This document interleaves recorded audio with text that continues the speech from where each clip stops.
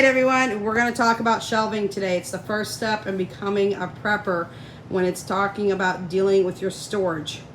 You need to know how much space you can spare, whether you have a house, an apartment, a condo, a tiny house, a mobile home. I put up a poll on my community tab to talk about storage space first. I wanted to know what people were living in. So with that being said, I have a very large basement. I have a lot of space. It's an unfinished basement currently right now. We are working on getting it cleaned up. So we have a ton of space in my house. That's your first step in your prepping journey. You've got to figure out how much storage space you have. All right, the second, we'll talk about food in the next video. Right now, we are building 2 new shelves that just came in. There's a lot of different shelf options. I used to buy my shelving systems at Sam's Club, but y'all, those things have gone up significantly. When I bought them, they were $75 a piece. They're over $100 a piece now. So what I did was buy some of these storage solutions from Walmart.com. I will link these down below in the description box if you are interested. What I suggest is do your research. Find out how many storage spaces you need, because you're gonna wanna know how much you plan on storing. How much you plan on storing depends on how much space you have. So if you have a very small space, you may want to stock between 1 and 3 months worth of food. If you have a larger space like I do, you can stock a longer amount term food wise.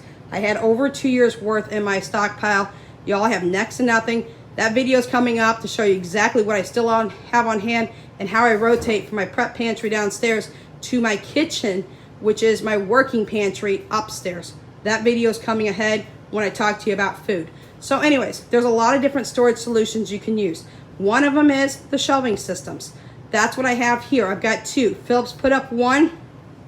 It's got 5 levels. Each level holds up to 100 pounds, so I can put 500 pounds worth of storage food on one whole shelf unit. So I'm gonna let him go down here. Go ahead and open up the box, Philip. Okay. This is the second one. Now, the reason I went to the cheaper plastic ones is they don't take as long to build.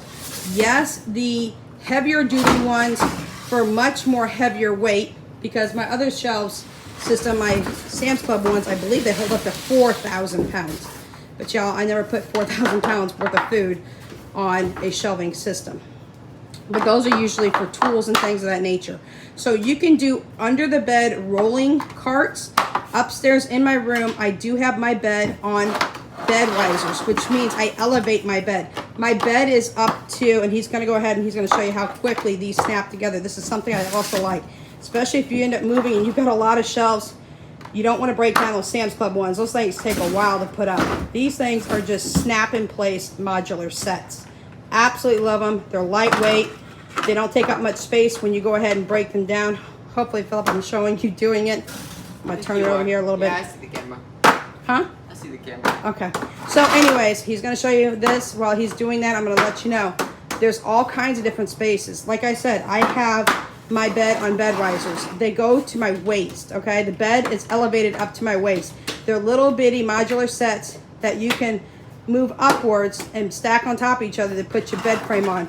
So my bed is waist level, which means I have storage space under my bed. If you have a smaller space, you're gonna wanna do something like that. So you can put rolling bins, or you can put little totes with lids that can stack underneath your bed. That will help give you additional storage space. A lot of people will store things such as toilet papers, toiletries, things of that nature underneath their bed. I have seen people use under the bed rolling carts and stack them 2 at a time, because I can stack 2 underneath my bed. I can put a total of 6 underneath my bed. And you can stack canned goods and dry goods and things of that nature. But always remember, you need to keep things in sealed containers, y'all. Sealed containers. You don't want little mice and rodents in your house looking for their way to get into your food either. So as he's going ahead and building that, again, I will put that up for you. I told you under the bed rolling storages. You can have little tiny totes that sit on top of the shelving units as well. I'll show you that in the next one when I go upstairs and start talking about food, because I've got smaller actual containers that have lids that do sit on shelves like this. Another thing is I'm getting ready to switch this out. This was a catch-all for a lot of things that we had, but I have 2 of these. I bought these on Amazon years ago, y'all. Now, this was just, again, a catch-all for a lot of things. But this is a storage unit that I really, really like, especially for small spaces. This holds 12 30-gallon totes. Y'all, totes are getting expensive, let me tell you. I bought these totes when my kids were little. They used to hold toys in them, okay? It's holding a bunch of junk that I just need to go through and get rid of and deal with. So that is in the works. Totes now are expensive. These totes were $5 when my kids were little. They're all teenagers now. So these totes now are super, super expensive. The 6-pack that I'm gonna have coming in times 2 is $106 for 6 of them. So you're looking at $212 just to go ahead and take care of this storage rack. I love this. Now this is usually meant for a garage, but y'all, if you have small space, this will hold quite a bit of food. Let me tell you, it will hold quite a bit of food. Now my basement is unfinished, unfortunately, so we get a lot of dust and everything down here. We've got to constantly wipe and wash and sweep and all the things. We do have our air purifier going full speed all the time down here.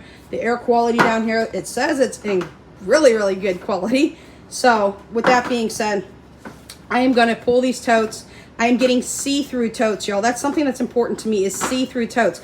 Yes, you can put labels, and I will put labels on mine. I actually have adhesive pockets. I'll link those down below. And I also have, it's like a really thin cardstock that you can write on it what's inside the containers when you put things in. Things such as canned goods, things such as dry goods, packaged goods, spices. So if you're really tight on storage solutions, this is also another good situation.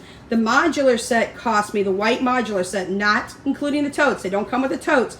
It cost me, I believe, $110 when I bought it years ago. I bought them back in 2015. I have 2 of these. So you'll be seeing 2 of these. And I need to buy the containers times 4. So I'm looking at over $400 when I'm done with containers. Some of these I might repurpose and reuse, but some are going to be see-through. I need the see-through so that my kids can see through it. Shampoos, conditioner, personal care, household cleaners that do not leak. Don't put liquids like that. I mean, you can do it for shampoos and stuff like that if you set it up. If you decide to put things like Lysol cleaning and stuff like that, Mr. Clean, make sure they are sitting up and that they're up higher out of the reach of kids, right? So that's another solution. I've never seen anybody show one of these modular sets, so I want to bring that to you. If I can find the modular set, which is the white piece, y'all. It is not the totes again. It's just the white modular outside frame. You have to build it. It comes with instructions, but they're super easy to build. If I can find that in my Amazon, I will link that for you. I'm not sure if I can find it. Pretty sure I might be able to, but we'll see. So that's just another solution for you. Again, the freezers, and Philip's already done building the next shelving system. The freezers, okay? How much freezer space do you have?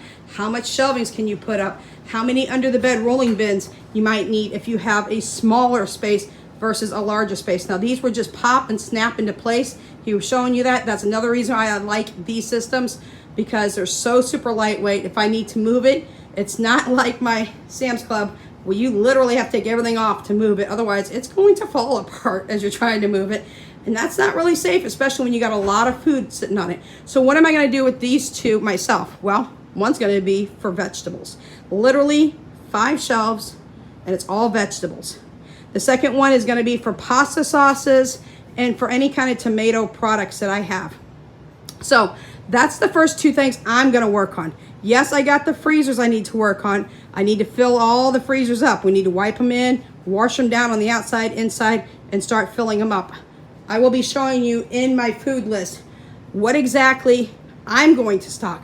What I stock may not be what you stock. Dietary needs are different. Household sizes are different. Everything that you're working with is different. I have a huge basement. Maybe you don't have a basement. Maybe you're living in Florida and you have no basement.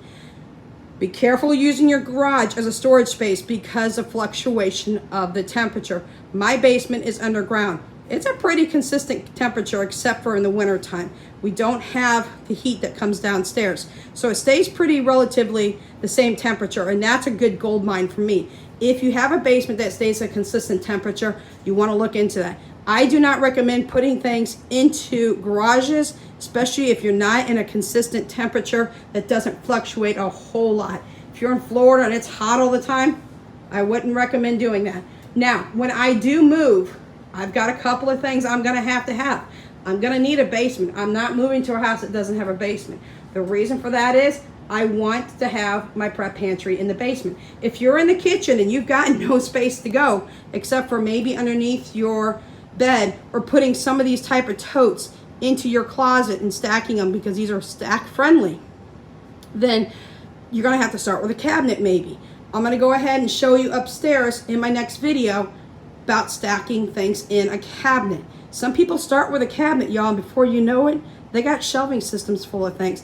You got to stack according to what your needs are, your food is, what your space is. Space is the first step you got to take in your journey. Everybody wants to run and get a piece of paper and a pen and start watching all these preppers with huge spaces and huge amounts of food and years worth of food. I don't recommend that. Don't go off what every other prepper does. Don't go off what I do. Do what you need to do for yourself because your needs may be different. My kids are heavy carb eaters. They're heavy meat eaters. Other families may be vegetarian. They may be vegan. They may be paleo. They may be carb free, or they may not be able to eat carbs, things of that nature. You need to take that into consideration. Space, again, is going to be your first ultimate understanding. How much can I prep? Can I do a 1 month prep and be okay? Do I need a 3 month, a 6 month? Your family size is also going to play into this. But that's going to play into it when it comes to food. It doesn't play into it with space unless you got a bunch of kids and you just don't have the space for it. I got 3 teenagers. They have their own room. I ended up converting my living room into my bedroom, so we made it a 4-bedroom house until we moved. But again, space, space, space. Look around, see where you're going to be able to store your items. Number 1. Number 2 is our next video. That is going to be us talking about your food list. How many months you're planning on prepping. How do you plan to break down that prep list so that you can afford to feed your family while you're trying to afford groceries at the same time?